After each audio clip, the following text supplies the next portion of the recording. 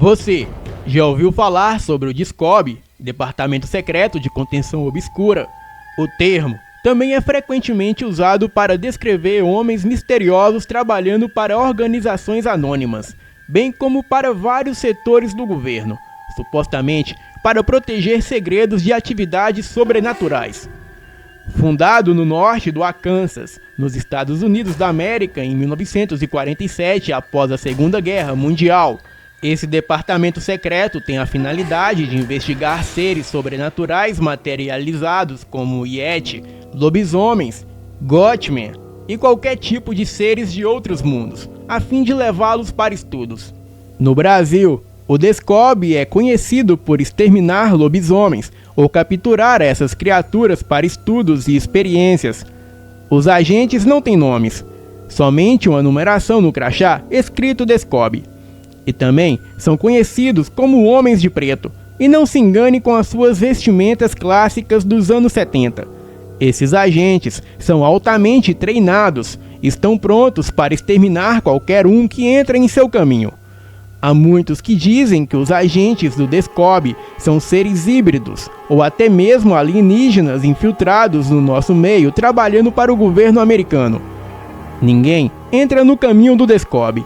E todos que ousam desafiá-los desaparecem misteriosamente. Mas e você? Já se deparou com esses homens de preto? O famoso DSCOB?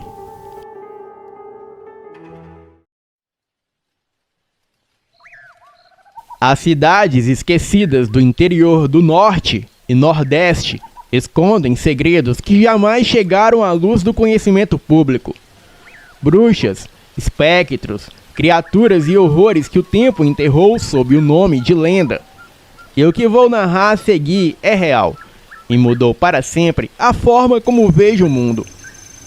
O meu nome é André Lexa, ex-agente do campo do IBGE. Hoje, eu trabalho dirigindo blindados para uma empresa de segurança privada, e durante muitos anos eu percorri o Brasil coletando dados demográficos, estatísticas, IDH, e o meu trabalho era frio, técnico e racional. Mas nada me preparou para o que eu vi no município de Canabrava, no interior do Piauí. Era início de junho, quando o nosso veículo, um Fiat já cansado, enguiçou na estrada que dava acesso à cidade. Passava das 2 da tarde, estávamos isolados, em meio ao sertão seco e esfarelado pelo sol.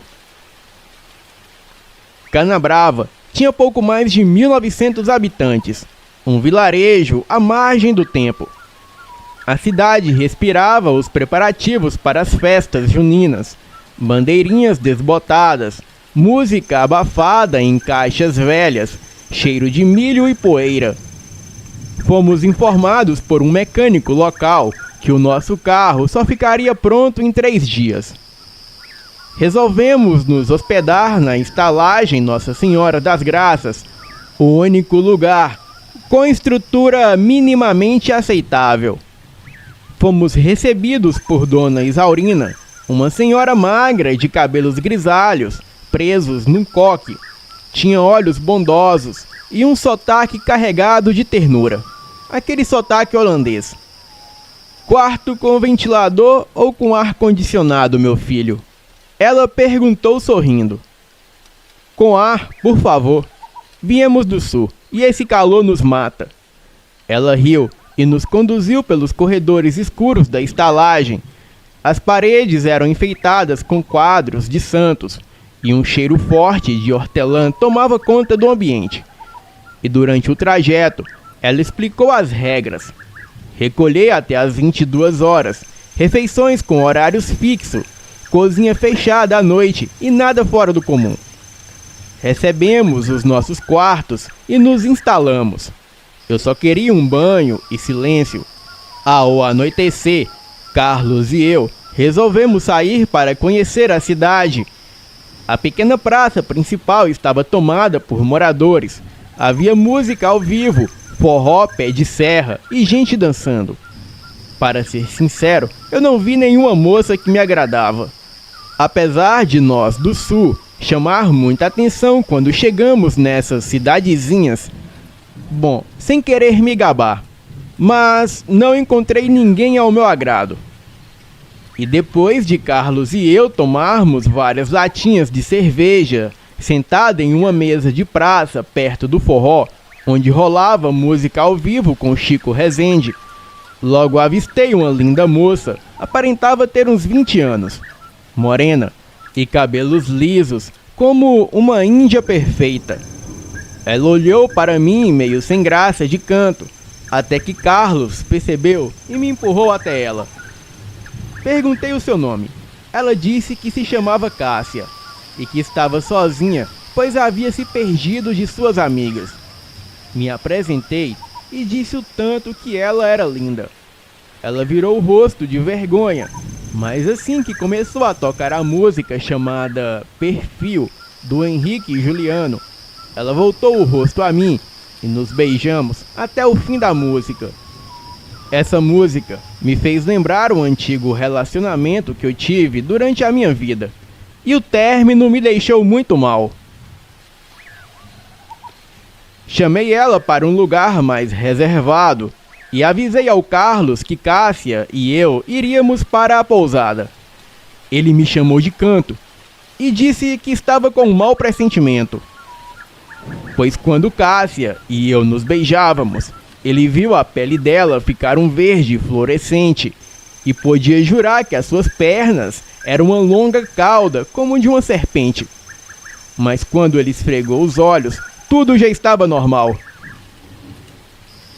Eu ri e disse que ele bebeu além da conta e falei para ele ficar ali na festa. E quem sabe dessa vez uma mulher vaca não apareceria e falaria com ele. Cheguei na pousada com Cássia e não vi Dona Isaurina. Então levei Cássia para o quarto e transamos loucamente.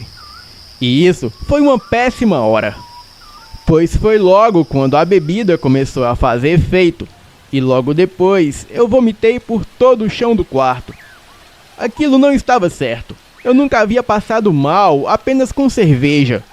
Os meus olhos tremulavam, eu perdi o equilíbrio, mas consegui ouvir Cássia dando risadas. E quando olhei, o seu corpo não era mais a linda morena que eu conheci no forró. Agora ela tinha uma pele esverdeada, dentes afiados e da cintura para baixo era uma longa serpente. Aquilo não podia ser real. O meu pescoço queimava e quando passei a mão, um líquido com um cheiro ruim saía de 2 pequenos orifícios que havia no meu pescoço. E eu logo percebi que foi onde Cássia havia me beijado. Das suas presas escorria um líquido amarelo, que de alguma forma eu sabia que era veneno. Eu tentei alcançar a penteadeira do quarto, onde eu havia deixado a minha arma, mas ela me envolveu com a sua cauda e me puxou até ela. Seus olhos eram terrivelmente verdes e maléficos, e ela disse que precisava se alimentar. Mas logo, ouvimos um chute na porta e um tiro de espingarda ser disparado contra a criatura. Era Dona Isaurina. Ela disse com o seu sotaque holandês: Enfim, encontrei você, criatura dos infernos. Você comeu meu marido e meus filhos. Agora vou fazer você sofrer, sua cobra imunda. Então a cobra disse, em um eco assustador: Aquele homem era meu, sua velha imunda. Eu o devorei e devorei seus 3 filhos.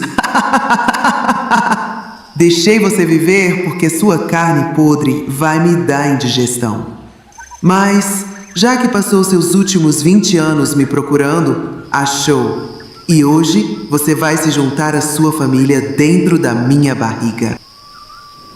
A criatura me soltou e partiu para cima de Dona Isaurina com muita velocidade. Mas eu ali no chão a segurei pela cauda, a impedindo de chegar até a velha.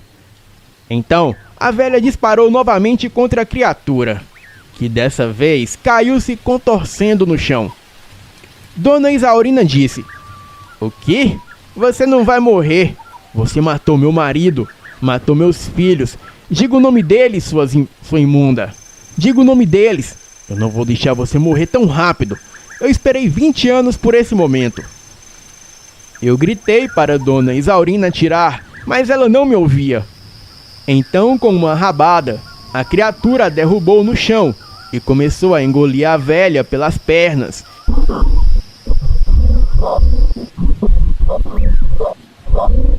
E eu consegui pegar o revólver e jogar para Dona Isaurina, que em poucos segundos já estava dentro da barriga da criatura. E quando aquilo olhou para mim com aquele olhar maligno, a desgraçada disse que agora era a minha vez. O meu corpo não se mexia e a minha visão estava embaçando. Porém, 3 tiros foram disparados de dentro da barriga da criatura. Dona Isaurina, com as suas últimas forças, conseguiu disparar. O veneno havia me imobilizado e eu não conseguia ver direito, mas escutei a porta da cozinha sendo aberta e nisso a criatura, mesmo ferida, conseguiu fugir pela janela do quarto. Carlos havia acabado de chegar. Ele havia escutado os tiros quando estava chegando, então ele já veio armado. Mas tudo o que ele viu foi um vulto enorme adentrando a floresta nos fundos da hospedaria. Não existia antídoto para o veneno que eu recebi, porém não era letal. O veneno só atingia o sistema nervoso, fazendo a vítima ficar imobilizada por algumas horas. Mas não acaba por aí. Depois de me recuperar, eu fui visitado por homens de preto que chegaram invadindo a minha casa no meio da noite. Eles disseram ser do DSCOB, Departamento Secreto de Contenção Obscura, e disseram que trabalhavam para o governo e me pediram todos os detalhes do caso. Eu falei exatamente como tudo aconteceu e eles acreditaram na minha história, por mais maluca que fosse. Me pediram para manter sigilo e por isso eu mudei todos os nomes aqui. E também fizeram uma busca pela região e eu só sei até essa parte. O conselho que o agente de preto me deu foi exatamente esse. Amigo, cuidado com o que você se envolve. Você pode até pensar em comer, mas no final pode acabar sendo comido. Boa noite. Essa história aconteceu quando eu ainda era menina, lá pelos anos 90, no interior do sertão nordestino. Eu devia ter uns 8 ou 9 anos na época. Minha memória não é muito boa para coisas do dia a dia, mas tem certas lembranças que ficam e essa ficou grudada em mim, feito carrapato. Antes de tudo, vou me apresentar como Lúcia. Aconteceu num dia quente, daquele calor seco de rachar o chão. A minha mãe estava com uma dor de estômago que já durava dias. E como nada resolvia, minha tia veio com a ideia de levar para ela visitar uma mulher que morava num sítio afastado, conhecida por ser rezadeira, parteira e até curandeira, dessas que sabem segredos de mato e de alma. Eu fui junto porque não tinha com quem me deixar. Lembro do caminho de terra batida, do sacolejo do carro velho do marido da minha tia e do cheiro de poeira misturado com mato queimado. Quando a gente chegou, vi logo de cara que aquele lugar era diferente. A casa onde a tal mulher morava não era como as outras do sertão. Parecia uma mansão antiga, daquelas que o tempo esqueceu. Era grande e meio torta de um lado, com paredes sujas e cobertas de trepadeiras secas. O portão de ferro estava escorado com um arame farpado e rangia devagar com o vento. E foi quando vi, no meio do matagal, que um dia já devia ter sido um jardim bem bonito, uma menina aparecer entre as plantas mortas. Ela estava descalça, com um vestidinho claro, sujo de terra. Brincava de pular amarelinha, desenhada no chão com carvão. Acenei para ela, mas ela nem sorriu, só me olhou. Um olhar estranho, parado demais para ser de criança. Aí minha mãe me puxou pela mão e seguimos até a porta. Fomos recebidas por uma senhora baixinha de cabelo grisalho preso num coque. Tinha a cara fechada e o olhar bastante duro. Nos levou para dentro sem dizer muita coisa. O lugar cheirava a mofo, mas não era sujeira. Era cheiro de coisa antiga demais e parada demais. Tinha móveis pesados, cortinas grossas, retratos escuros nas paredes. Tudo muito quieto. Enquanto as 3 adultas falavam numa sala com luz fraca, eu me distraía olhando os móveis e quadros. E foi aí que reparei num menino parado no canto. Era magro, alto demais para a idade dele, pele muito clara, quase cinza, e os olhos fundos. Ele estava em pé atrás da mulher que nos recebeu e estava quieto. Me olhava firme, mas sem mexer nada. Achei que fosse neto dela, mas ninguém o mencionava. A senhora pediu para minha mãe sentar e começou a passar as mãos na barriga dela, murmurando umas rezas baixas. E nisso eu puxei a barra da camisa da minha mãe e perguntei baixinho: "Mãe, posso ir lá fora brincar com a menina do jardim?" A mulher parou na hora. Virou o rosto para mim com uma expressão tão dura que me fez gelar. "Aqui não tem nenhuma menina", ela falou devagar, sem tirar os olhos de mim. Minha tia olhou feio para mim também, como se eu tivesse dito alguma besteira. Só que nesse momento, o menino que estava parado atrás dela balançou a cabeça levemente, como quem pede para eu não continuar. Levantou o dedo indicador e passou na frente dos lábios, fazendo um sinal de silêncio. Fiquei arrepiada. Na mesma hora, abaixei a cabeça e não falei mais nada. Depois de uns minutos, a mulher terminou a reza e mandou minha mãe tomar um chá de alguma erva que ela mesma trouxe numa garrafa e nos despediu sem nem oferecer água. Enquanto saíamos, olhei de novo para o jardim morto. A menina não estava mais lá. No caminho de volta, falei que tinha visto a menina e o menino, mas minha mãe e minha tia juraram que só havia a senhora na casa. Falaram que era coisa da minha cabeça, imaginação de criança que se impressiona com um lugar velho. Minha mãe até brincou que eu tinha inventado a menina da amarelinha porque estava com vontade de brincar, mas eu sabia o que eu tinha visto. Eu não inventei nada. Anos depois, já adulta, lembrei desse caos no almoço de família e contei de novo. Minha mãe e minha tia lembraram da casa, da mulher rezadeira, da dor de estômago que passou logo depois, mas negaram mais uma vez ter visto qualquer outra pessoa por lá. E foi aí que me deu um estalo. "Mãe, e o menino alto que estava atrás da mulher? O que ela falou sobre ele?" Minha mãe ficou me olhando como se eu tivesse falado uma bobagem. Disse que não tinha nenhum menino lá. Nunca teve. Na hora, me deu aquele frio nas costas. A lembrança da menina suja no jardim morto voltou com força. O jeito que ela olhou para mim, o menino fazendo sinal de silêncio, o olhar da mulher quando negou que houvesse outra criança ali. Quem eram aquelas crianças então? Por que estavam ali, naquela casa antiga, naquele jardim que parecia ter morrido junto com o tempo? Nunca mais voltei naquele lugar, nem sei se ainda existe.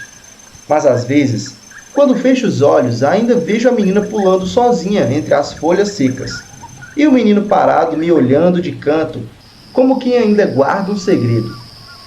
E tem coisa que é melhor a gente não perguntar de novo. E foi exatamente isso que eu fiz. O meu nome é Aldair. Hoje em dia, já estou com os cabelos tudo branco e a coluna curvada do tempo da roça. Mas tem uma coisa que eu vi em 1974, quando eu tinha uns 18 anos, que nunca saiu da minha cabeça. E olha que eu já vi muita coisa nessa vida. Naquele tempo, a gente morava num sítio bem no alto de uma serra, entre Lontras e Rio do Sul, interiorzão de Santa Catarina. Tudo era mato, estrada de barro e barulho de bicho de noite. A vida era dura, mas era honesta. Meu pai, seu Osvaldo, era tropeiro. Saía com o cavalo levando mantimentos para os vizinhos dos sítios mais afastados. Às vezes, sumia 2 ou 3 dias. Numa sexta-feira de julho, perto da lua cheia, ele saiu bem cedo, com um saco de milho e umas ferramentas no lombo do cavalo, dizendo que ia deixar as coisas lá no sítio do Niemeyer e voltava antes do anoitecer.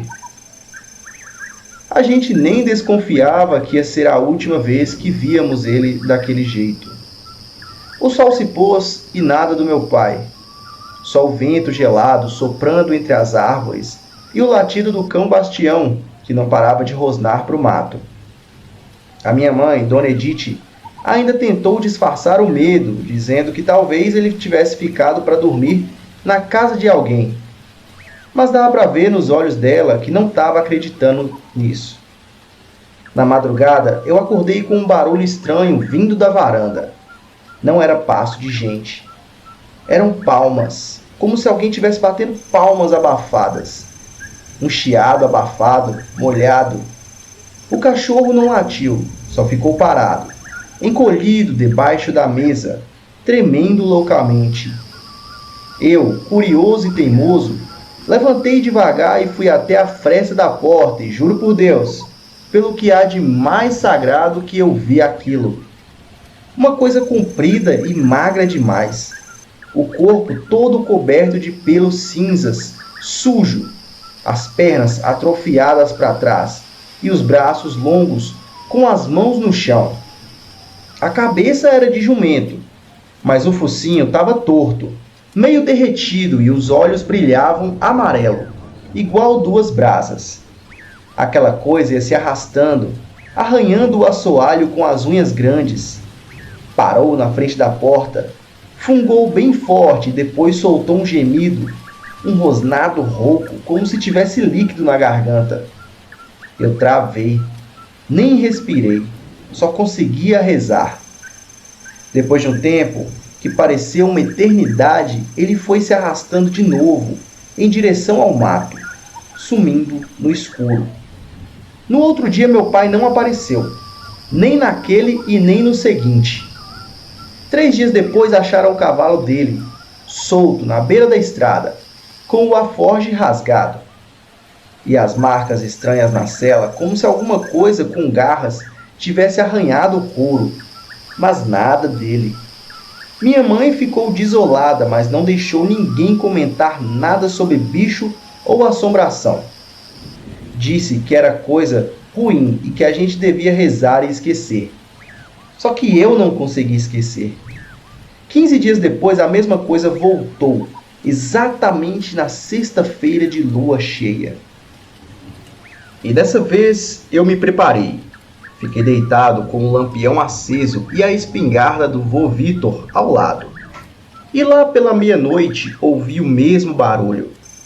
Arrasto, fungada, gemido. Quando me aproximei da fresta, vi o mesmo bicho parado no terreiro. Mas tinha uma coisa diferente. No pescoço dele, pendurado por um cordão de couro, estava o escapulário do meu pai. Aquele que ele nunca tirava do pescoço. Meu coração congelou. Aquilo ali, aquilo era o meu pai? Ou o que tinha sobrado dele? O bicho ficou parado, olhando para casa, como se esperasse alguma coisa. Depois virou devagar e se arrastou de volta para o mato, gemendo como se sofresse. No outro dia, chamei o velho Ambrósio, um benzedor que morava perto da igreja do bairro. Ele veio, passou o dia rezando nas 4 pontas da casa e acendeu uma vela. Defumou tudo com arruda e guiné. E então ele disse uma coisa que eu nunca esqueci. Isso que te ronda, guri, é alma penada com corpo vivo. Não é bicho, é maldição. E só para quando a dívida da alma for paga. Nunca entendi direito que dívida era essa. Meu pai era homem honesto, de palavra. Mas desde aquele dia nunca mais vimos o bicho, e nem o corpo do meu pai. Hoje, quando o céu está limpo e a lua cheia aparece, eu evito olhar para o mato, porque no fundo eu sei que ele ainda está lá. Ou, pelo menos, o que restou dele. Vou contar para vocês uma história que aconteceu lá no interior de Minas Gerais, nos anos 80, quando eu ainda era rapaz e ajudava meu pai com o gado. Essa história é verdadeira, pode acreditar, e até hoje ela me dá arrepios só de lembrar. Era época de seca, daquelas bravas mesmo.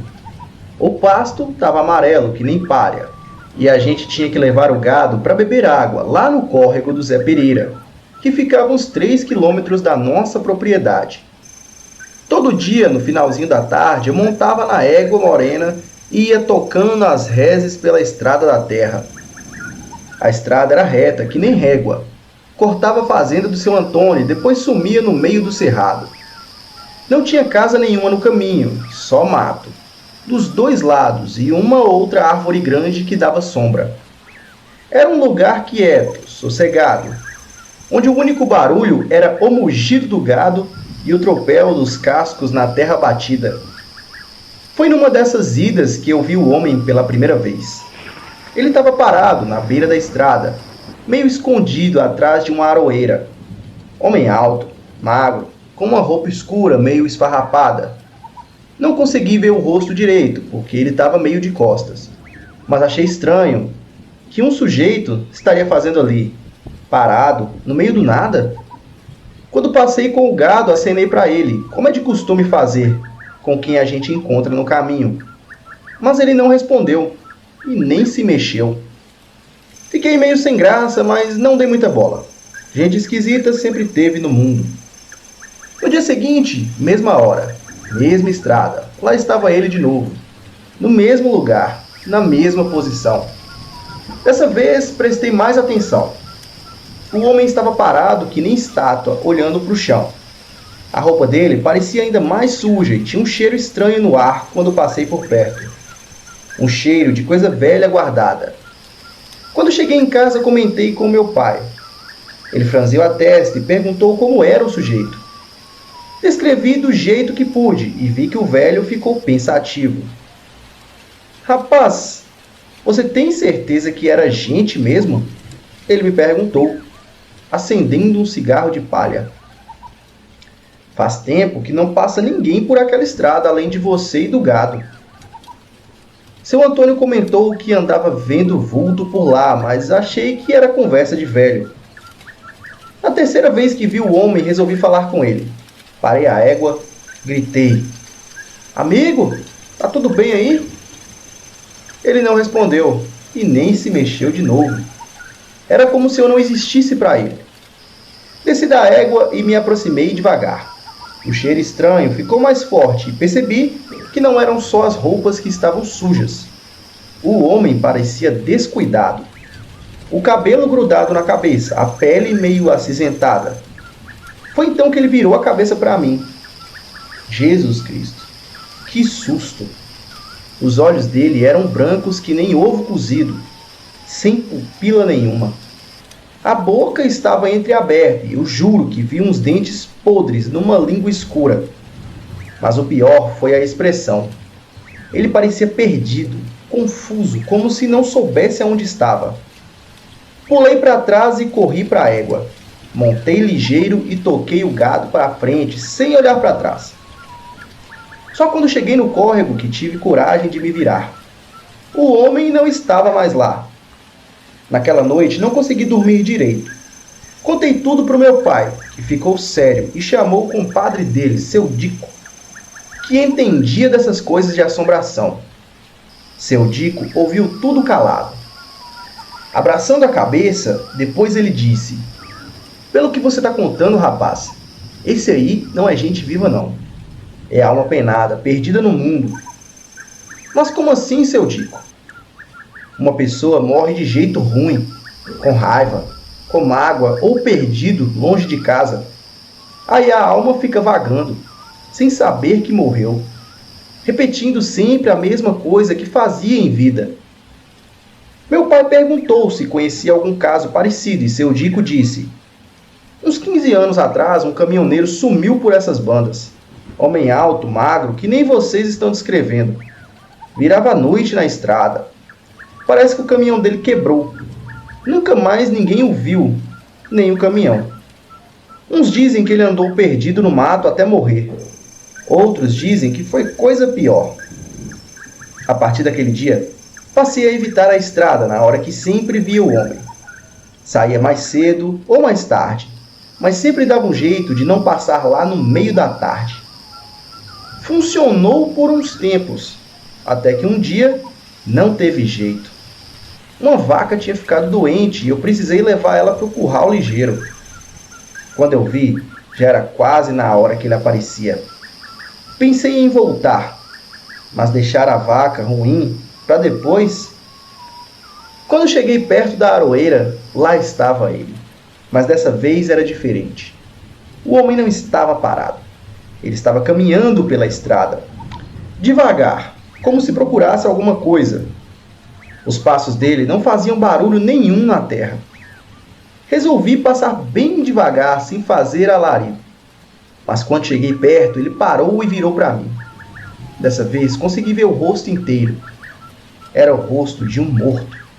A pele estava esbranquiçada e ressecada, os olhos vazios, a boca meio entreaberta. Não aguentei.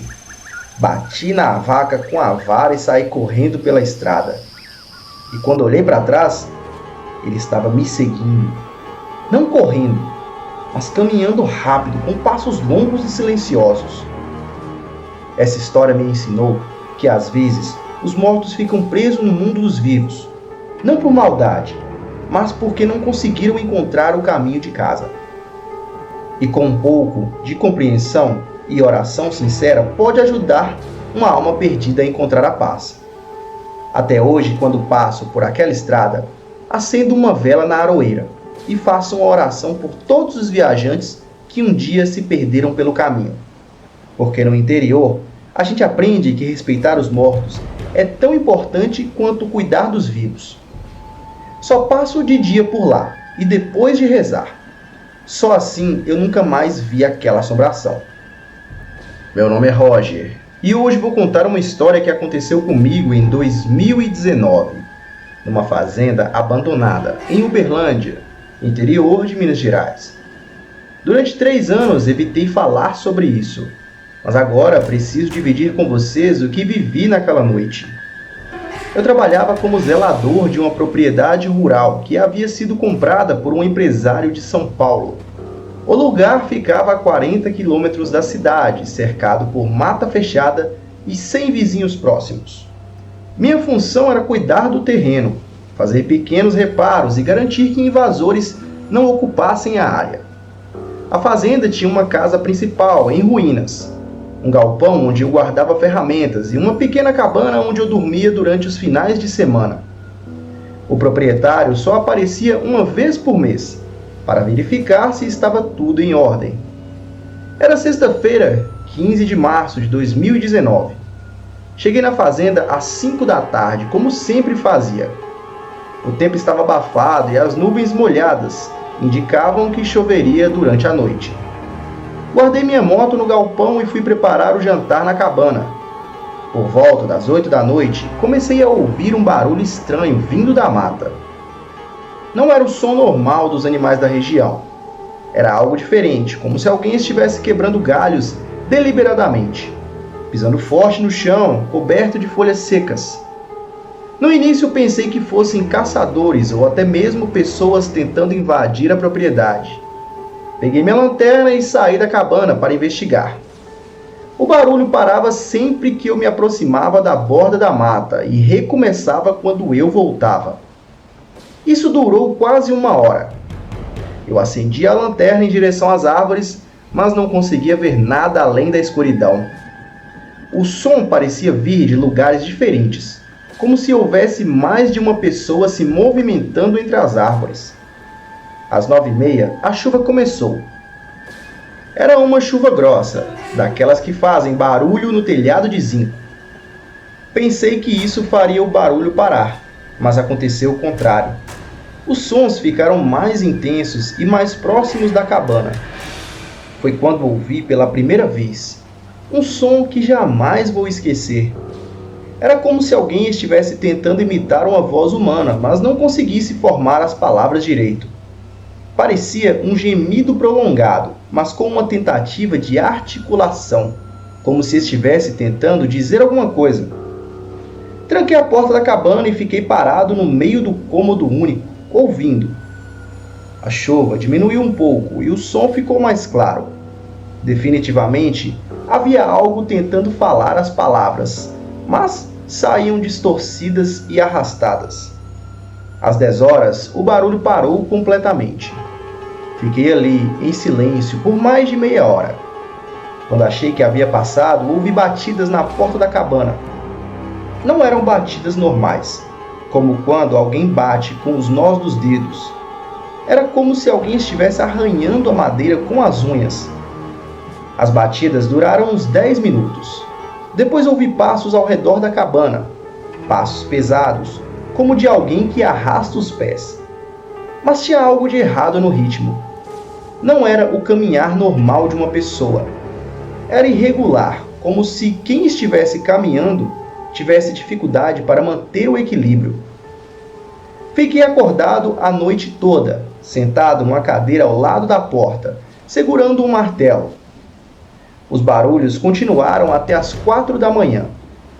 Às vezes eram arranhões na porta, às vezes eram passos ao redor da cabana, e sempre aquele som de voz distorcida tentando formar palavras. Quando o sol nasceu, esperei mais de uma hora antes de abrir a porta. Saí com cuidado e a primeira coisa que vi foram as marcas da madeira. A porta estava toda arranhada, como se alguém tivesse passado as unhas com força durante horas. Mas o que mais me impressionou foram as pegadas ao redor da cabana. Eram pegadas humanas, mas com alguns detalhes estranhos.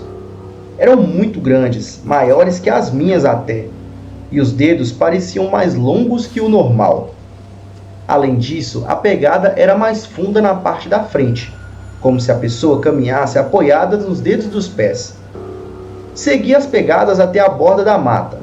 Elas levavam diretamente para dentro da floresta, onde eu perdia o rastro entre as folhas e a vegetação. Voltei para a cabana e peguei minha moto. Precisava sair dali.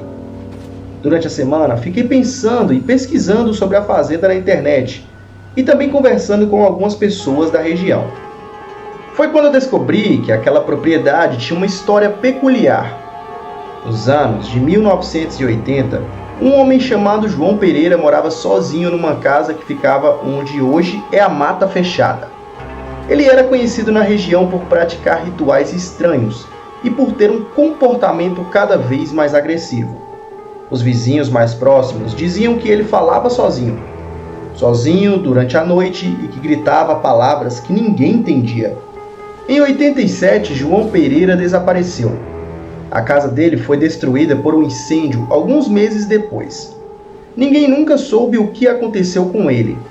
A família que morava em outra cidade disse que ele não mantinha contato há anos. Voltei à fazenda no final de semana seguinte, mas dessa vez levei um amigo comigo. Expliquei tudo o que havia acontecido e ele aceitou passar a noite lá. Pensei que com mais uma pessoa me sentiria mais seguro. Na primeira noite não aconteceu nada, dormimos tranquilamente e acordamos normalmente também. Meu amigo até brincou comigo, dizendo que eu não tinha imaginado tudo.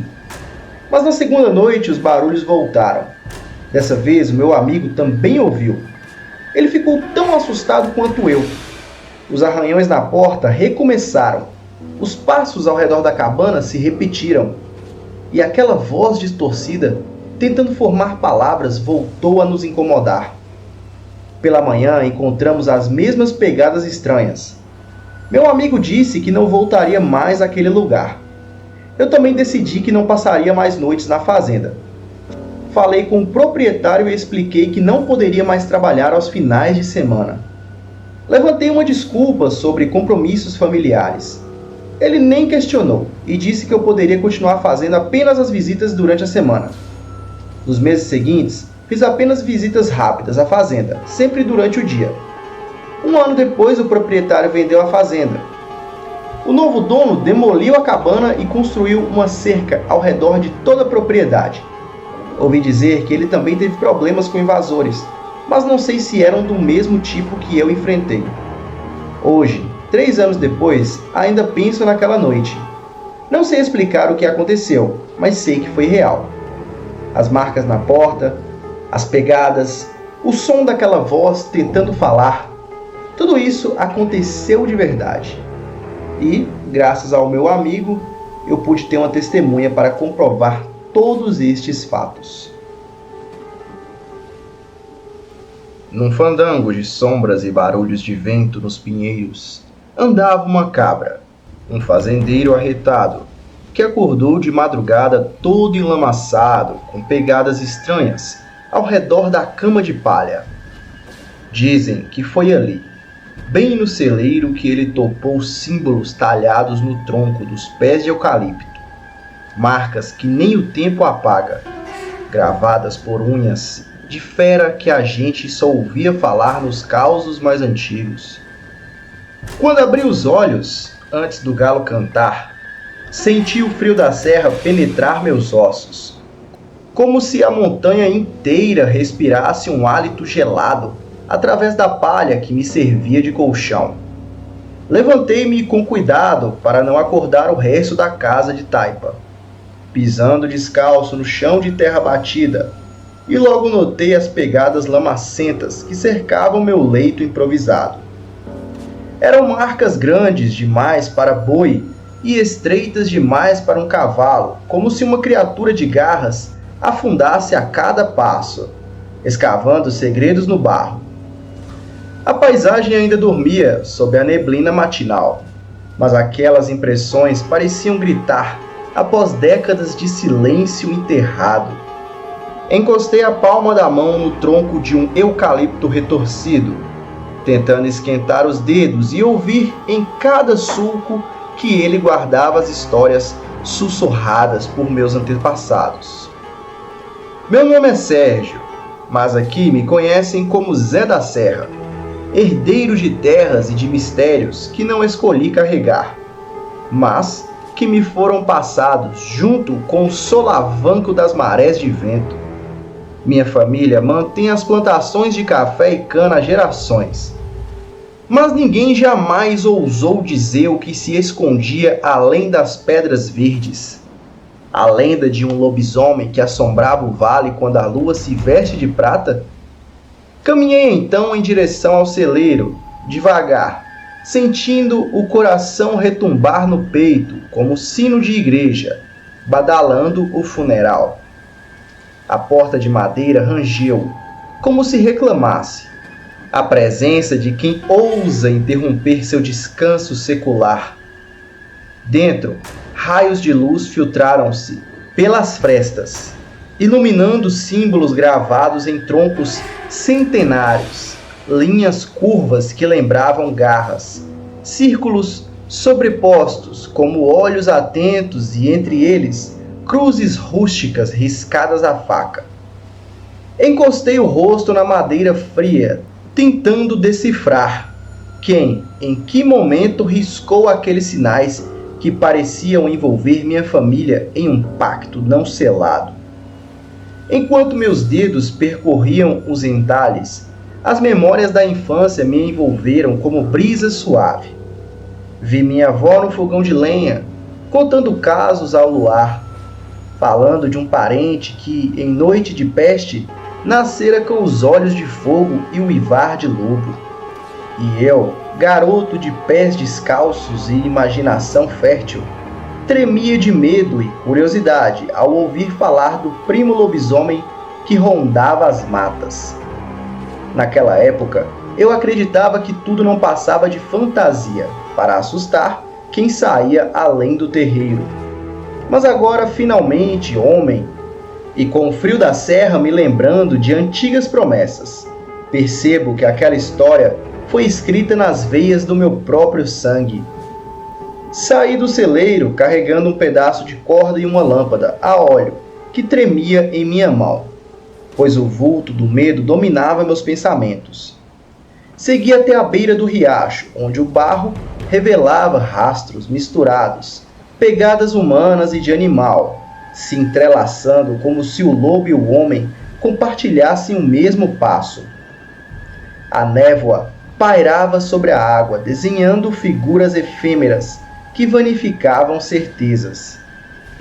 Pisei na margem com cuidado, sentindo a lama ceder, como se me convidasse a mergulhar em um mundo oculto, onde as fronteiras entre carne e pelo, entre razão e superstição, desaparecem sob a luz da lua, que ainda não surgira.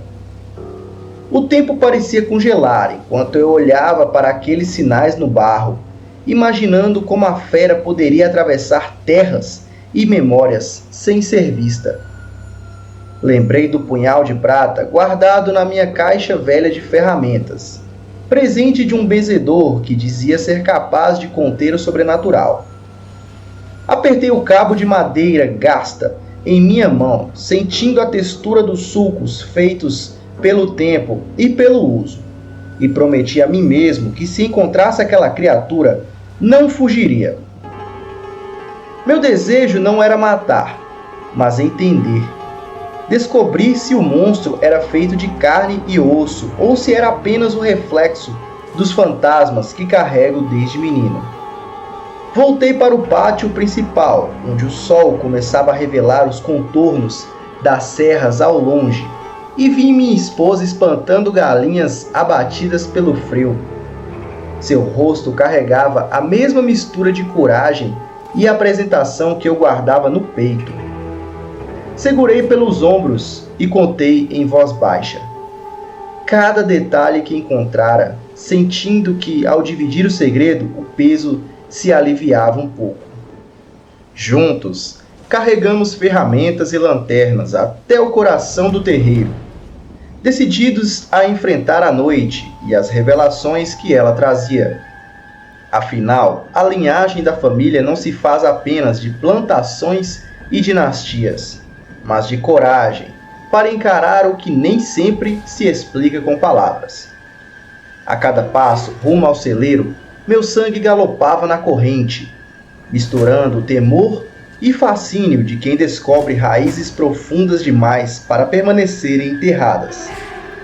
Eu não sabia se daria conta do que viria, mas compreendia que aquela manhã de descobertas mudaria para sempre o destino do nosso lar.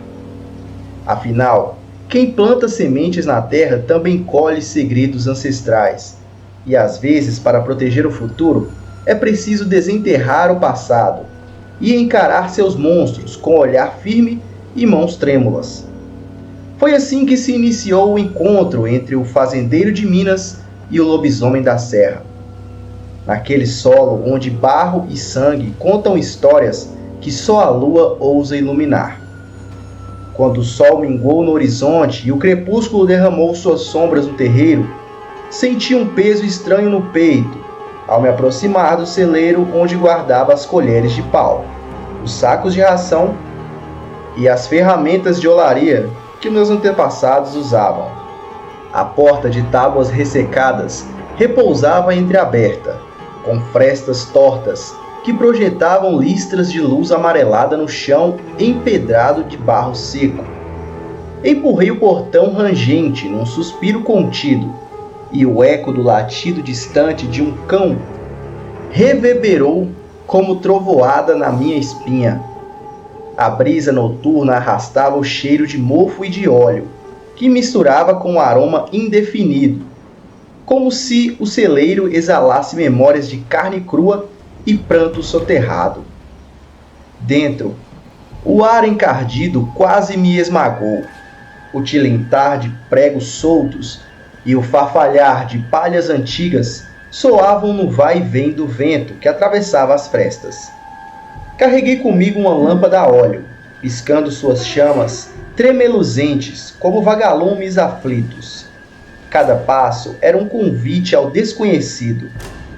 Minhas botas afundavam no pó coagulado, levantando nuvens minúsculas que bailavam na penumbra. Quis recuar, mas um som metálico talvez uma ferramenta abandonada rolou pelo chão e estremeceu no silêncio profundo, prendendo meu coração em um nó de curiosidade e receio. Meus olhos buscaram instintivamente a parede de troncos centenários que sustentava o teto baixo. Foi quando percebi os riscos gravados na madeira escura, sulcos curvos, que se entrelaçavam como garras. Tinha círculos concêntricos que pareciam observar, e um emaranhado de linhas surgia a forma de uma pata larga com garras afiadas. Encostei o dedo na superfície fria, sentindo as ranhuras calafetarem minha pele e deixarem um gosto de terra úmida na boca. A cada exame, descobria novos traços, símbolos antigos que não pertenciam ao presente, mas a uma história ancestral, escrita por unhas de um predador. Meu corpo estava todo tenso quando notei um painel mais ao fundo do celeiro. Ali, em talhes em forma de cruzes tortas, se misturavam as inscrições quase ilegíveis, provocando uma sensação de déjà vu, como se eu já tivesse visto aquela marca em sonho ou num livro de causos da minha avó. A lenda dizia que, em noites de lua cheia, um pacto ancestral despertava aquele que levasse o legado da nossa família. Pensei logo no benzedor que falara de linhagens manchadas de sangue e de acordos silenciosos firmados no escuro, e senti a história fervilhar nas minhas veias. Retirei do bolso um lenço sujo de pó e limpei minhas mãos, mas o cheiro pegajoso de madeira apodrecida veio junto, trazendo consigo memórias que eu preferia ter enterrado. Cada entalhe parecia pulsar, feito vivo, e eu ouvi, como um trocadilho da imaginação, um ruído abafado, talvez um rosnado contido. O bolso da jaqueta roçou algo frio. Apertei o punhal de cabo de osso que sempre levava comigo e respirei fundo, reunindo coragem para avançar mais. A lâmpada oscilou e a luz revelou matizes avermelhados na madeira, reminiscentes de gotas de sangue seco. Aproximei-me de um corredor de fardos empilhados, onde as sombras se projetavam em formas ambíguas. Olhei para trás, mas todo mundo lá fora sumira. Estava um breu também, e agora o celeiro parecia um labirinto vivo, respirando em éons de mistérios. Meus passos são precisos, mas ecoam como se fosse outro caminhar. Um passo pesado e selvagem, possivelmente não era o meu. A lâmpada começou a falhar. A chama tremulou no último suspiro antes de desmaiar, mergulhando-me em trevas densas como breu rural. Num impulso, acendi um fósforo e a ponta flamejou em chamas negras que não iluminavam em nada. Nada além de uma pequena esfera amarelada. Quando eu vi, a poucos metros, algo cintilar. O reflexo de uma lâmina cravada no tronco. A prata prateava como uma promessa de vingança. Meus joelhos doeram. Senti o peso de cada antepassado me observando e percebi que aquelas marcas não eram apenas rituais antigos, mas um convite para o pacto de sangue que a lua exigiria. Com a respiração contida, encostei novamente a lâmpada. E junto ao entalhe mais profundo, eu murmurei só para mim. Agora o segredo é meu, e a noite me espera. Quando eu sentei à beira do riacho, sentindo a lama fria escorrer entre os dedos, as palavras da minha avó vieram ao meu encontro, como vento sussurrante entre os pinheiros altos da serra. Ela dizia que em cada geração nascia alguém marcado pelo luar de novembro.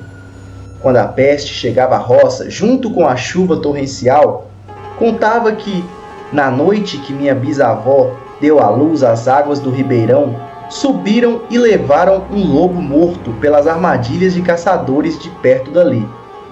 Mas antes de morrer, o animal deixou um uivo agonizante que atravessou vales e encharcou os sonhos de todos que dormiam sob aquele céu.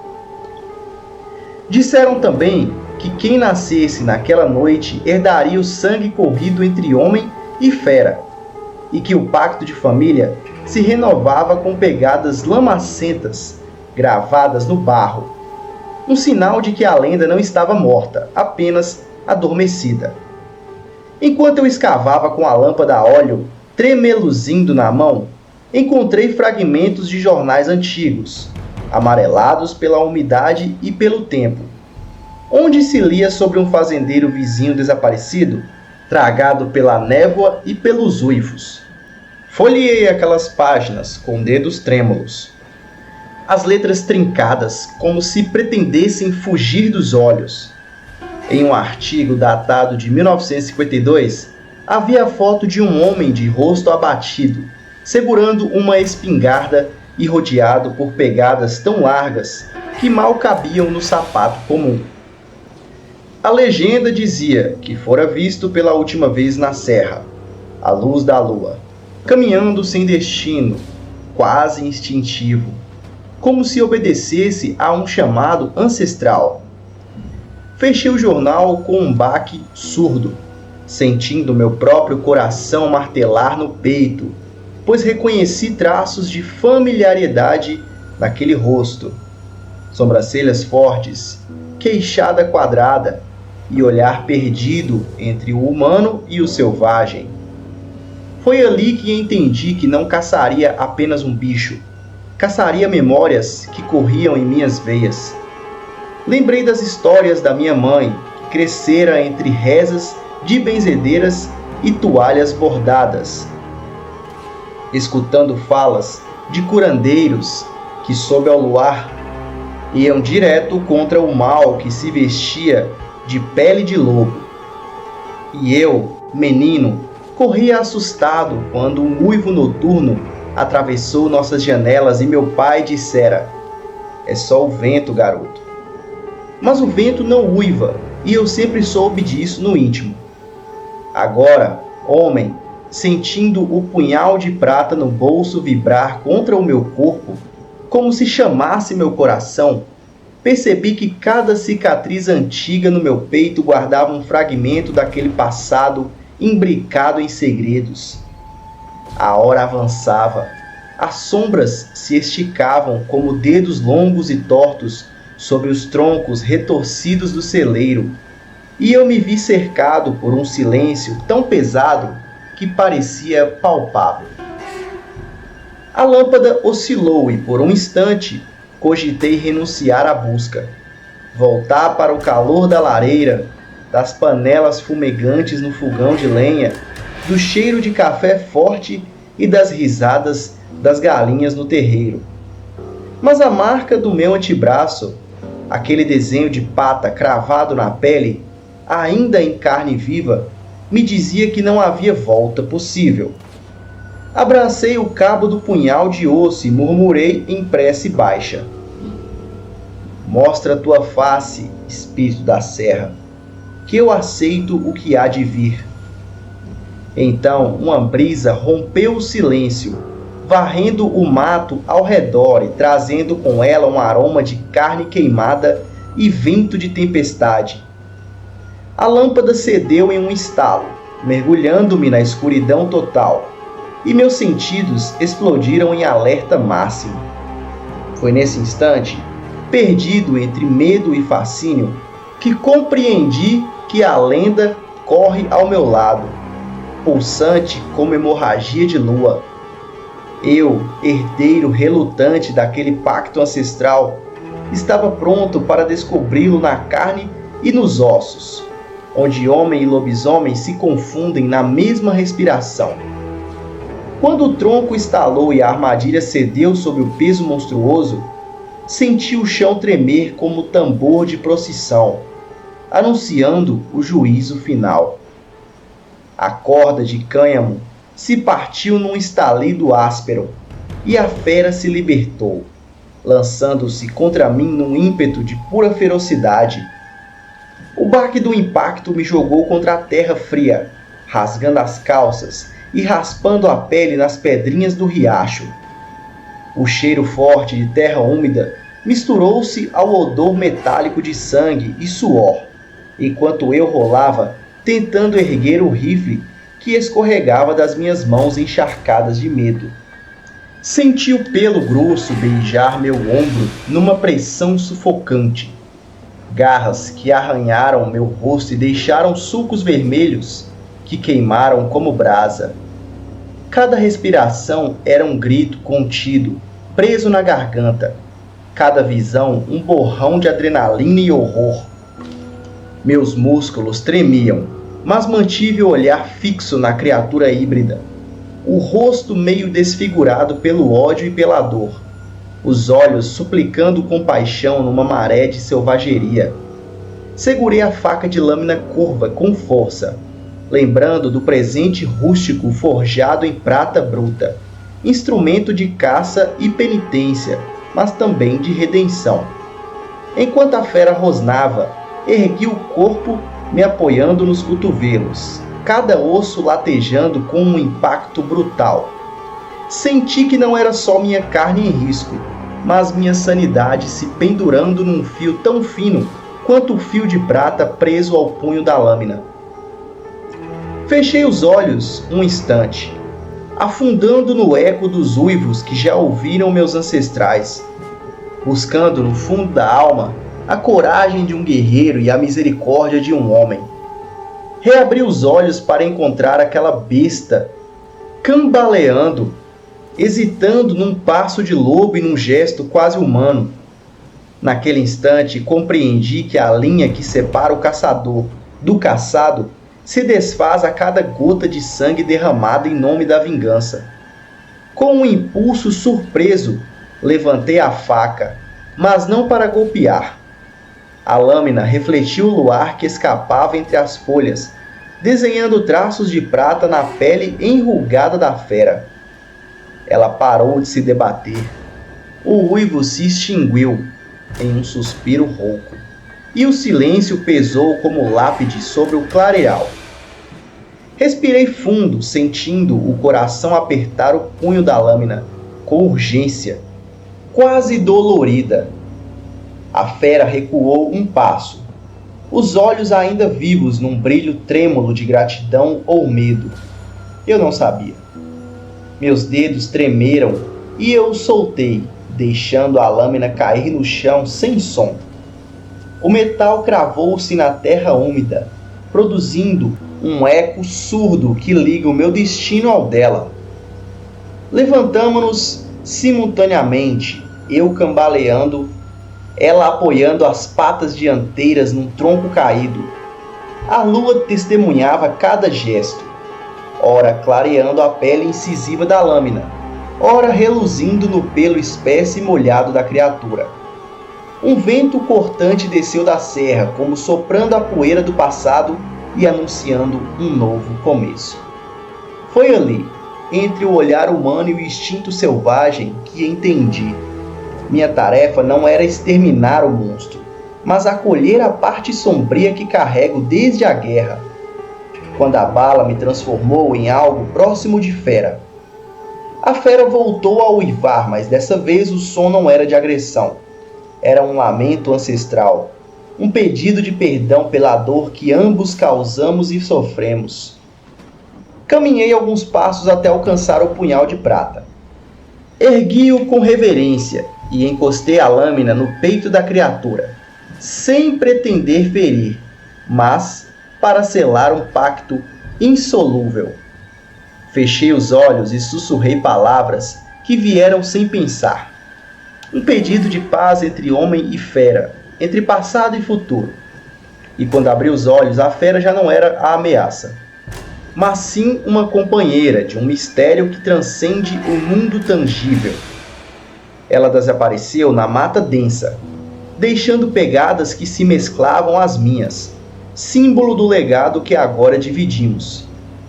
Senti o frio da noite se dissipar no meu peito, substituído por uma chama tênue de esperança.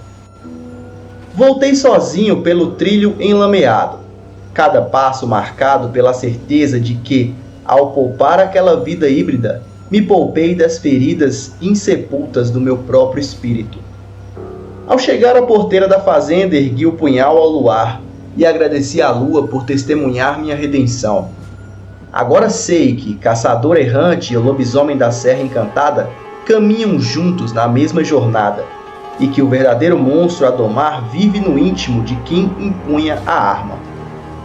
Lá na serra hibernam segredos que só a lua cheia pode revelar, mas quem teve coragem de encarar o próprio medo e acolher o frio da noite, voltou para casa com a alma mais leve e o espírito mais forte.